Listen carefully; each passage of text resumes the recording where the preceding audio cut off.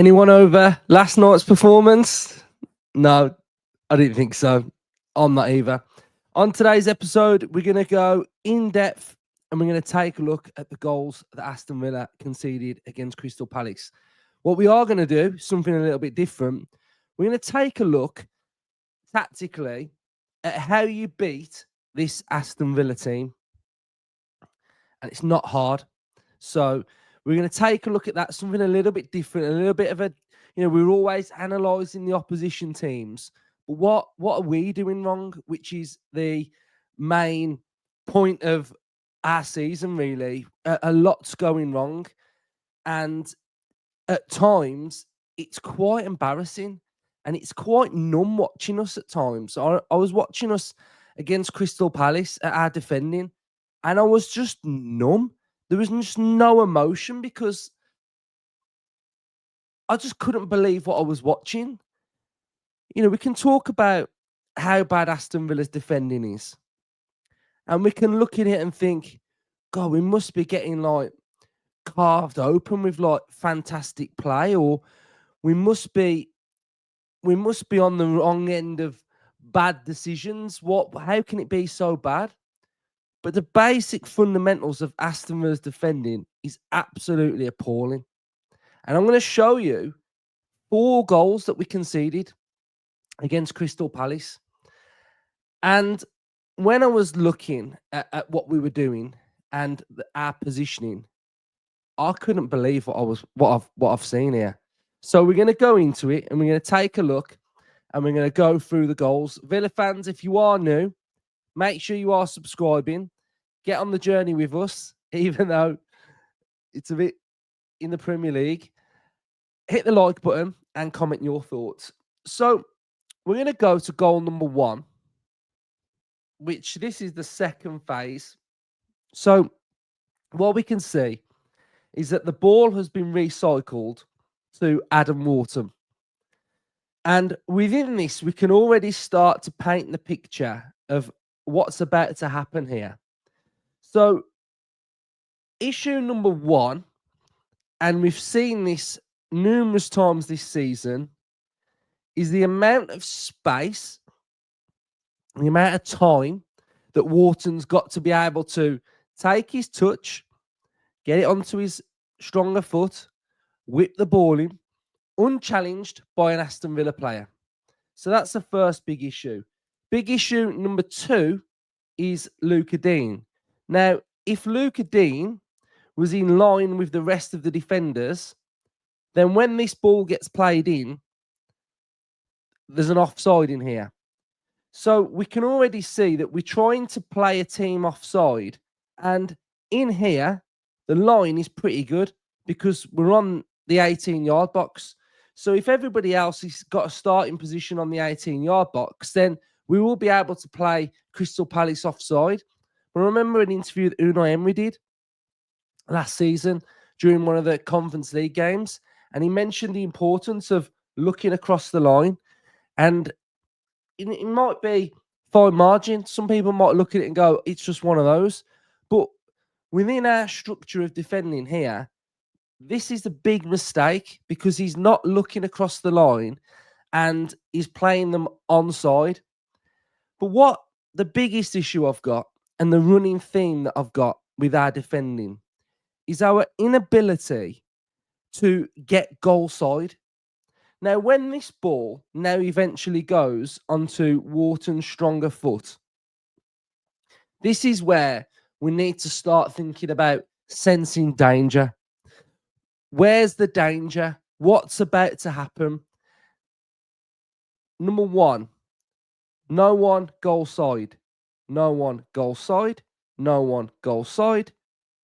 No one goal side because we're scrambling here and McGinny's in front of the player. And we've left the player free at the back post.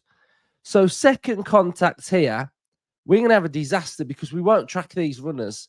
And then this is exactly what ends up happening. We've got first contact to the keeper, and then we've got nobody goal side of Sarr. It's a poor save from Martinez because he pushes it straight into the path of Sarr.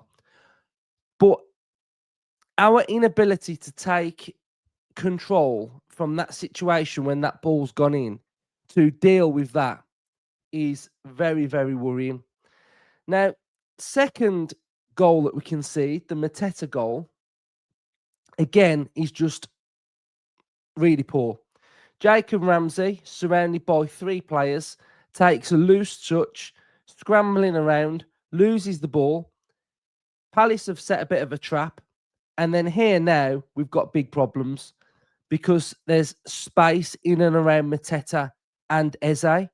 But for me, when I'm looking at this goal, I'm already thinking one thing. I'm thinking one thing now. Take responsibility, the 2 centre halves. Konsa, you're pointing at Eze. Disasi, that's your man. Deal with Eze. But Konsa has to deal with Mateta because he's right in front of him.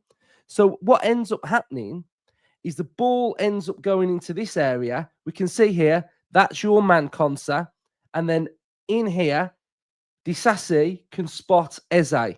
So we know that that's where the danger is going to come from, because if you're looking at this, it's a classic Villa goal that we concede as well, because we can see where the danger is. It's a bit like the Delap. It's a bit like the Enzo. We're in a decent position here. You know, there's 2 players in and around Eze. But what ends up happening is the ball goes into Eze and Disasi gets rolled, but Konsa doesn't react to Mateta. That is your man. Mateta is Konsa's man, and he's too concerned about putting his arms up. Disasi then has to react with Eze, but then he has to go and react to Mateta at the same time. So communication is just really bad. And this was at a time where we'd got back in the game. And it's just honestly a mess here. Again, look, Disasi is the one that's now got to go and follow where Mateta's going. Mateta's touch takes him over there. But I think Konsa should switch over and go and follow Mateta. But we don't do it. Next goal is absolutely pathetic. Pathetic, guys. And this is one of the big points of how you beat Villa.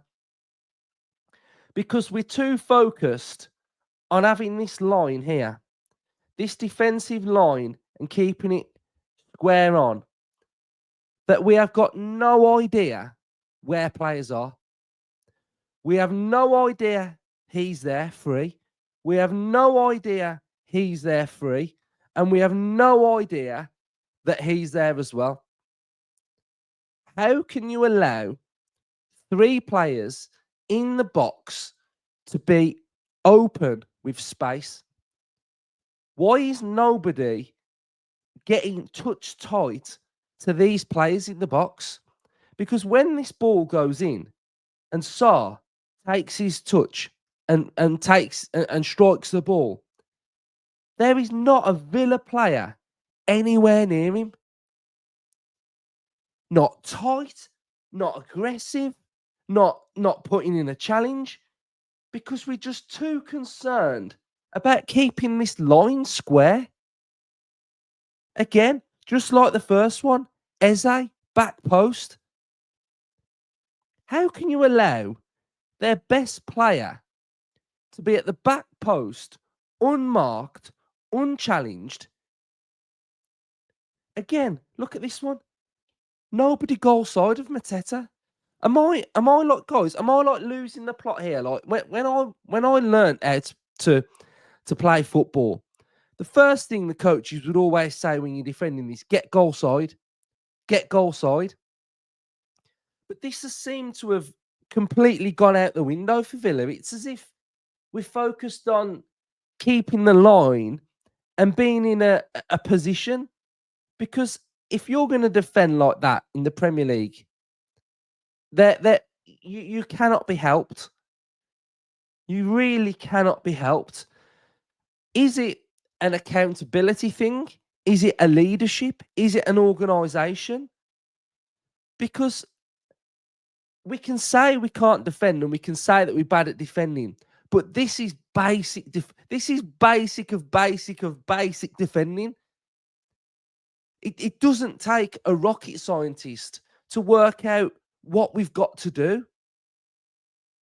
And that just leads me to think that we've got a fundamental setup of focusing on the wrong area. We're focusing on an area rather than the player. And if we were to focus on the player more as the danger, then we would be able to defend a lot better, surely. And again, we've got the final goal. But look at him here. Somebody has got to pick him up and mark him, because he just gets a run on our players, and he gets an absolute tapping. I mean, he's not played and scored for ages, but he's unmarked in there. He's got all the time in the world to just tap that in the back of the net. No, defending like this just cannot be helped. It's just fundamentally the basics of football.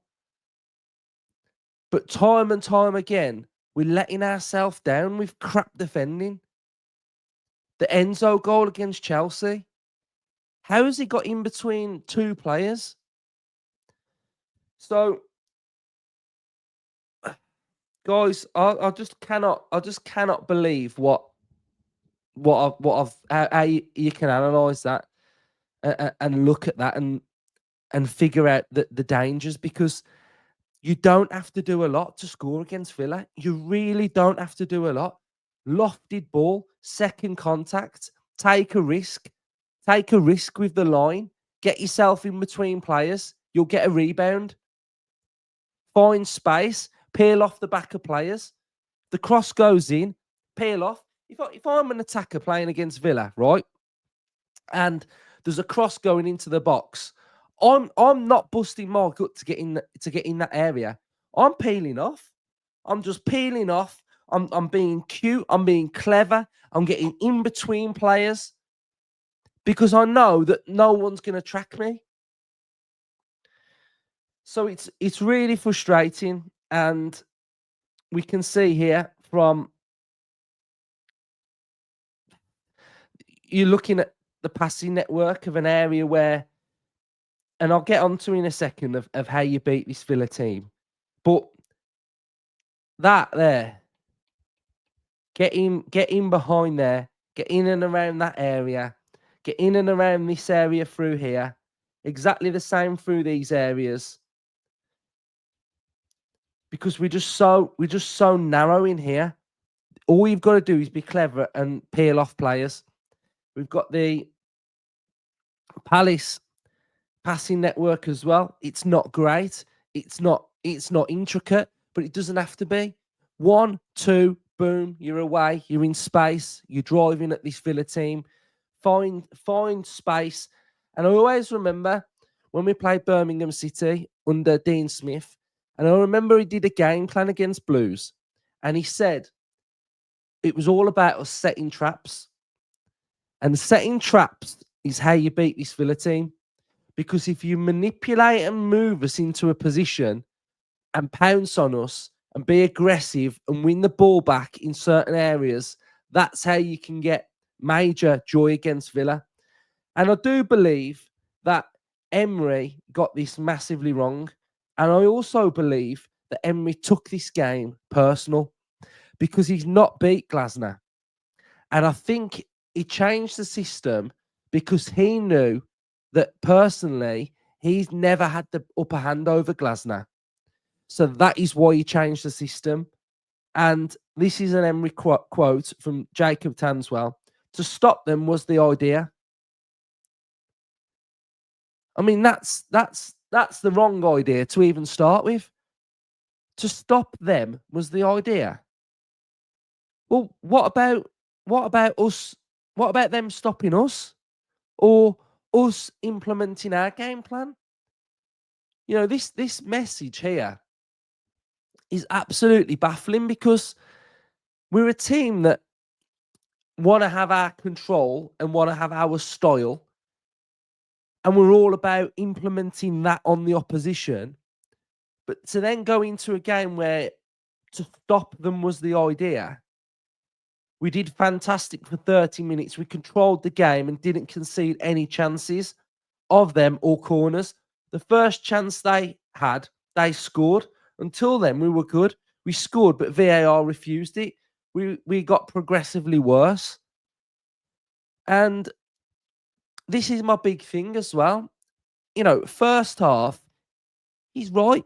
We did control the game. We were controlling it. But I go back to what I said last night. The first chance they had went in, and that was all they had to do. They had that first one, and that was it. Game over, job done. So you can control a game for 90 minutes, but if you concede in the last minute, you've lost the game. And in that first half, when we were controlling the game, what did we create? Hardly anything. So, I'm just a little bit annoyed because we all know that in the FA Cup, we're doing brilliant. In the Champions League, we're doing brilliant. In the Premier League, not so good. But we were on the back of 2 very good results. It looked like potentially we'd turn the corner. And we had to build on it. And we didn't. We put in an absolute stinker. And it just leaves you really frustrated and really perplexed by what we saw against Crystal Palace. I go back to the team sheet when it dropped. I've seen this performance. I've seen it before. I knew it. I knew what was coming. It was just always going to be a bit tepid. And then you'll get, we've played a lot of games. We've played 5 games or 4 games in however many days. But rotate the team then. Put Bogard instead of McGinn. Put Marlon instead of Rodgers. Play Rashford instead of Ramsey. Rotate the team more. I did an episode last week after the Chelsea game, and I put Villa's attack is scary. Yeah, but he's scary. Our bench was scary against Crystal Palace.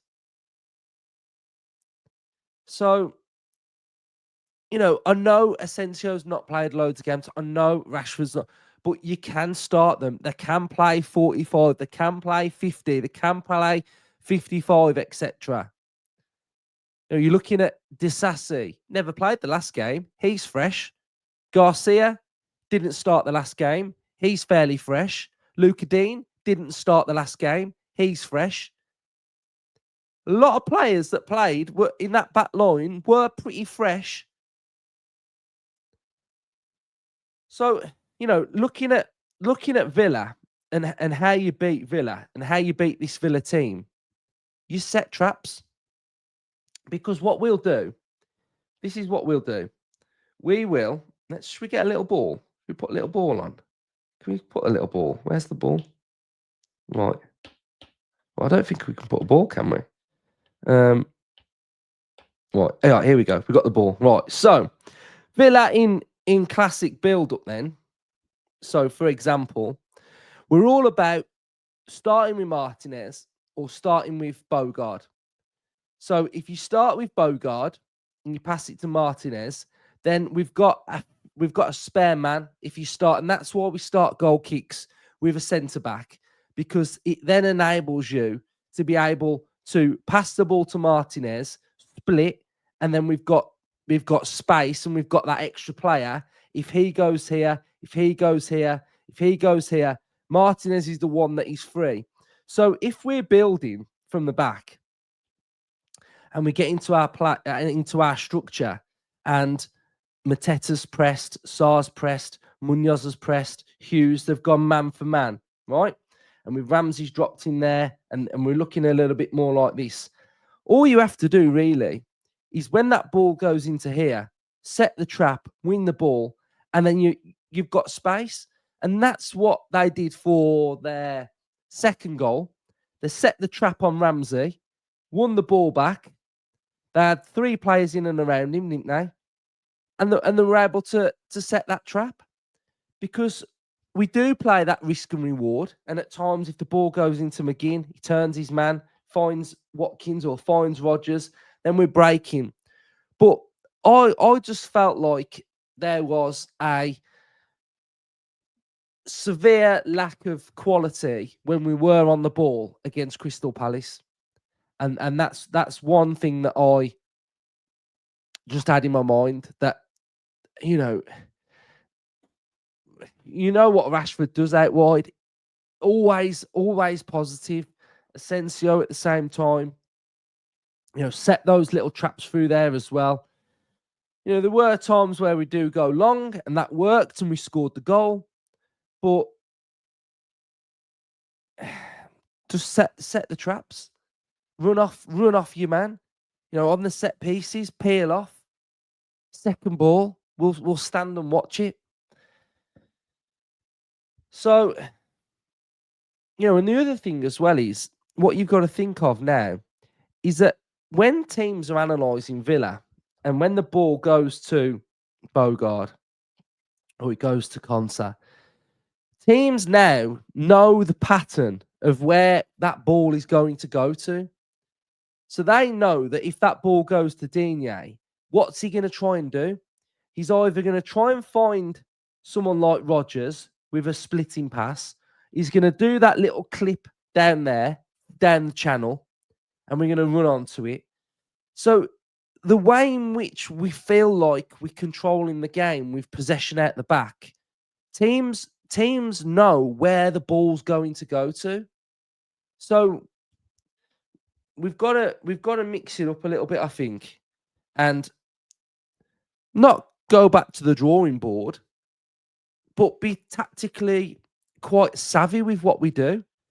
The biggest thing that baffled me the most was, if you take a look at Crystal Palace and what their wing backs do, and we go now and we have a look at Munoz's heat map, and we look at Mitchell's heat map, and we're thinking Villa played 5 at the back, and we went with Luca Dean, which is okay, but look where his main bulk and body of work is.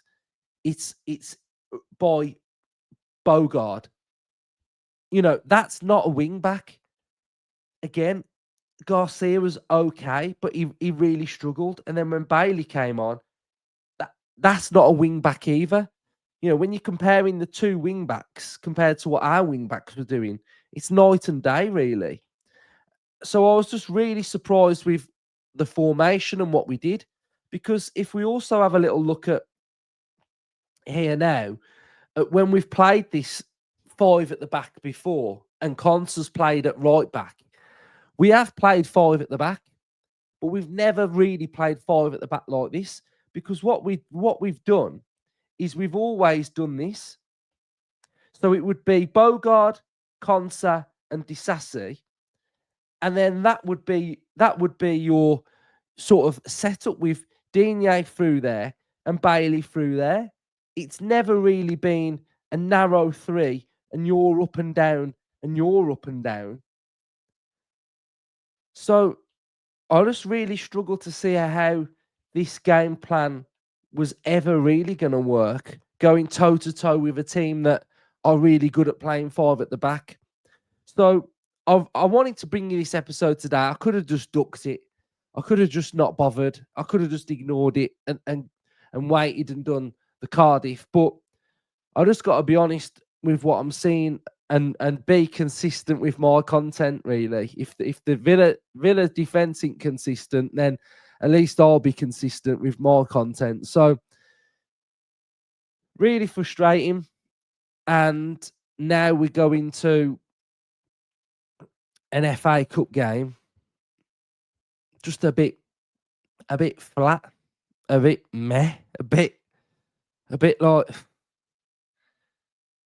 So, yeah, Villa fans, let me know your thoughts. Not an easy one to record, but one that does need recording and one that does need saying at the same time as well. So, hopefully, you've got some sort of value out of this episode. If you are new, subscribe, comment your thoughts, drop it a like.